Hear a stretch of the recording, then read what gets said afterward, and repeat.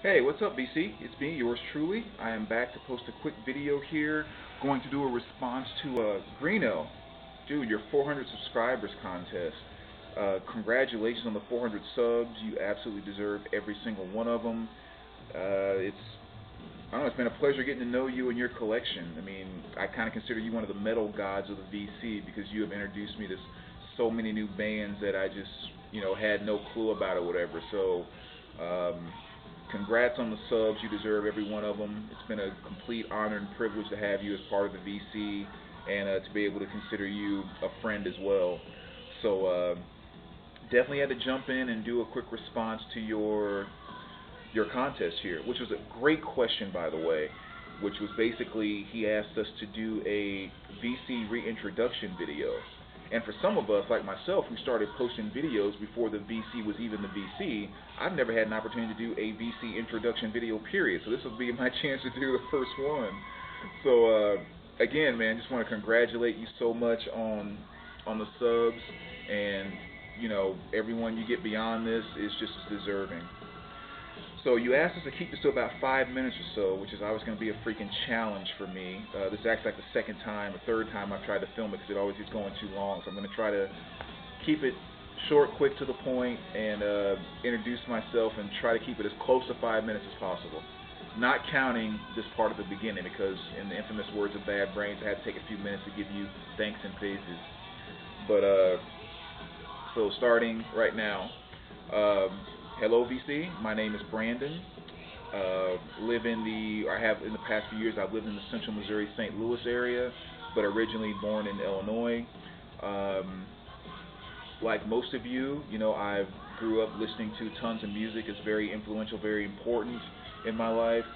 As a child, music was definitely the biggest thing that taught me how to feel, taught me what emotions were, more so than probably family or friendships for that matter. Um when I was in grade school and junior high, I was definitely a big, 80s hair metal fan, 80s new wave, classic rock stuff, your Zeppelin, Aerosmith, all of that. I was all about the old school hip hop back then too. It wasn't old school then; it was the new stuff. But now it's considered old school hip hop. Somewhere around my junior or senior year in college, started collecting CDs, and in 2006, late 2006, early 2007, I started collecting vinyl, which I kind of started doing with the absolute vengeance. So that's where my vinyl addiction started. But always been a huge music fan. I do collect all different formats within my collection, so I consider myself a vinyl collector, but I collect a lot of vinyl, but I also have tons of CDs. I have tons of cassettes. I collect 8 tracks. I'm starting to get into reel to reel, and then I also do a lot on iTunes as well. I'm just one that believes every single one of those formats has something that the other ones do not, and as much as I love music, I'm not willing to miss out on any of it. So I'm never one of those people that will be analog sucks or digital sucks or analog is so much better than. It's like I don't have to make the choice. I can get analog and digital. So whichever you think has such great things to it, I'm gonna get it all. So that's kind of my attitude behind the formats I collect. Starting to become a little bit more of an audiophile. Don't really have the money to do it the way I would like, but I definitely like vintage equipment, and I'm starting to develop an ear for hearing and understanding the difference between JVC stuff and Marantz stuff and Pioneer stuff. So that's a small part, I guess, of what I do as far as my music collecting and so forth. But again, it's just way too expensive to really dive into. My taste. Very eclectic taste. That's what everyone says about me, and I'm starting to believe that more and more. But I truly do like everything. My only two criteria for music to come into my collection or for me to like it, if it has a melody that I want to hear again, or makes me feel an emotion that I want to feel again.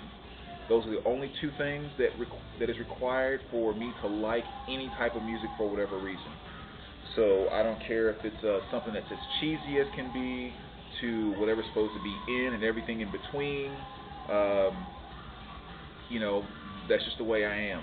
I have like some friends that don't like stuff that's mainstream. If it's mainstream and everybody likes it, they hate it, and then vice versa. But that's just not me.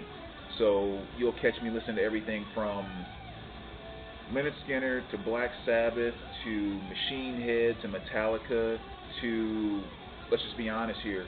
The song "Baby, Baby" by Justin Bieber, it has a great melody to it. I like that song. What can I say? Even though I can't really stand him, it has a good melody to it. So I can't help it. The melody I want to hear again, I have to say I actually like that song by Justin Bieber. But so my taste is kind of all over the place.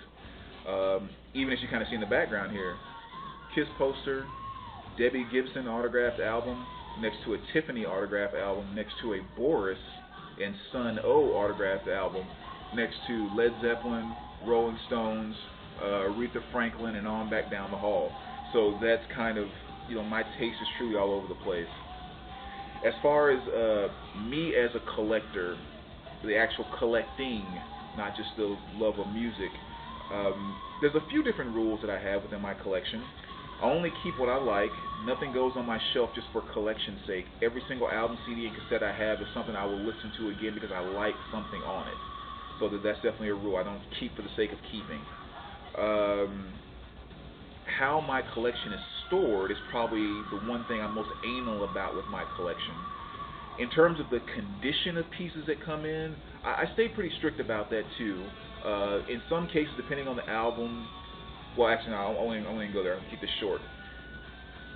The number of crops, that's a new word, which stands for crackles and pops, that an album has, that's something I do pay attention to because too much of any crackles, pops, and so forth can take away my listening pleasure for an album, so I'm kind of particular about that, as well as even if an album plays very well, if it has too much of a warp to it, even that can still take away my listening pleasure of just watching the album, do whatever, even though it plays well. So I'm a little bit picky there, but the thing that I'm most anal about is the way my record collection and music collection is stored. That is definitely my biggest anal piece. I refuse to tuck away any of my collection in another room, in a closet, whatever the case may be. No matter how much space I have or don't have, I will always find a way to make sure that every single piece of my collection is accessible. That's very important to me. Making sure things are very organized. I have everything set up in genres. Within those genres, all the artists are in alphabetical order, and within the artists, all those albums are in chronological order. So I have kind of this unwritten rule where I can find, and I have to be able to find, every single piece of my collection within 7 seconds of deciding I want to have it. And I've had friends challenge me on that before too, where I'll just stand there and say, pick an album and an artist. And they say it, and within 7 seconds, I have it pulled out and holding it right in front of them. So I'm very, very particular about that. And so kind of how I go about doing that is in my musical world. I have everything divided up very clearly, where I know those two shelves over there, all my jazz. This big shelf behind me here, I know the top row is all classic rock and psych, and then everything below it is 60s, 70s, and 80s rock. Also divided up into some subcategories like 80s guitar rock and 80s alternative.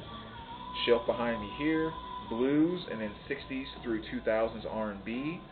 Also divided up between stuff like 80s R&B and ladies of the 80s R&B. This shelf over here is all hard rock and metal.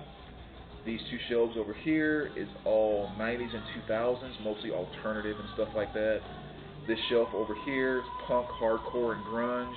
The shelves on the other side that you can't see is where you'll find my hip-hop collection.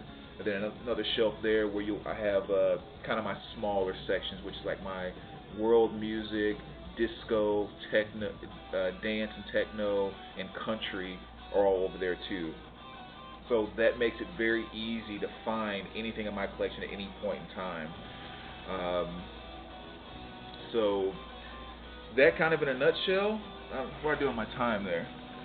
I went over a little bit. Sorry, Greeno. I try to keep it close to 5 minutes as possible. But that's kind of me as a collector. And again, Greeno, congratulations on the 400 subs.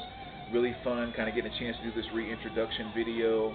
And as always, VC, we will talk to you soon. All right, take care, guys.